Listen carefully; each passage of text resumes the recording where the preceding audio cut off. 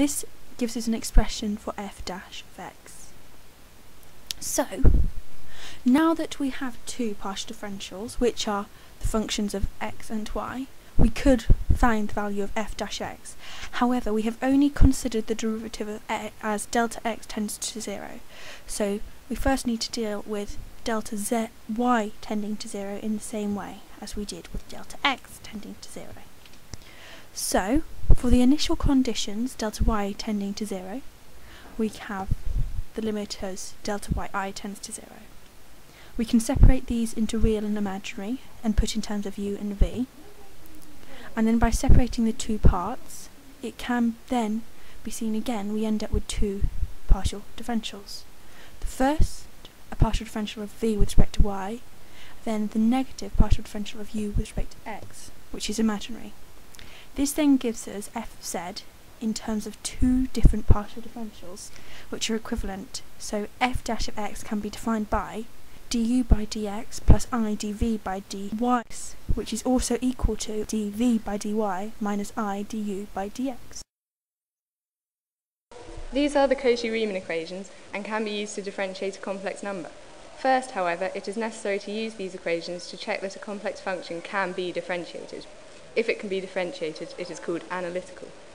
The Cauchy-Riemann equations give two values of f dashed of z, both in terms of real and imaginary parts.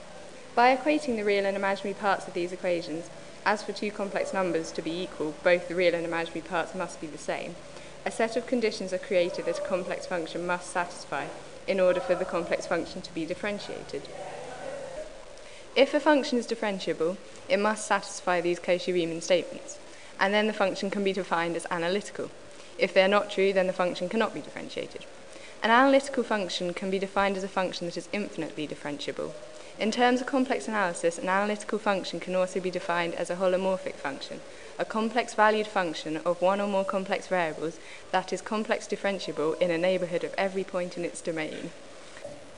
Now let's use the example f of z, which equals x plus I, y. So we can equate real and imaginary parts. The real parts where u equals x, and the imaginary parts where v equals y. So if we partially differentiate this, we end up with du by dx equals 1.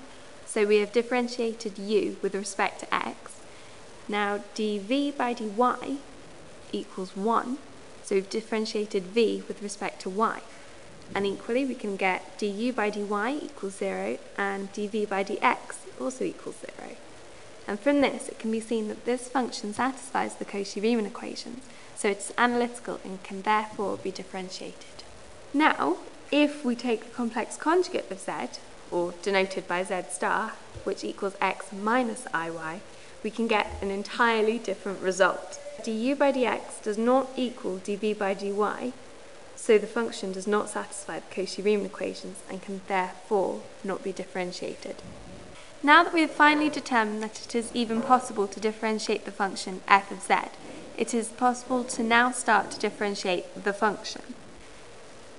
Just now we have derived the Cauchy-Riemann equations from first principle, giving f dash z equals du by dx plus I dv by dx, which equals dv by dy minus I du by dx. We can use either the above expressions for f dash z to calculate the derivative of f of z by finding the partial derivatives in the expansion as demonstrated in the following example, where f of z equals z squared, which equals x plus I y squared, which equals x squared minus y squared plus 2xyi. So this will then give us f dash z naught equals du by dx plus I dv by dx equals 2x plus 2yi, and f dash of z naught equals dv by dy minus I du by dx, which equals 2x plus 2yi.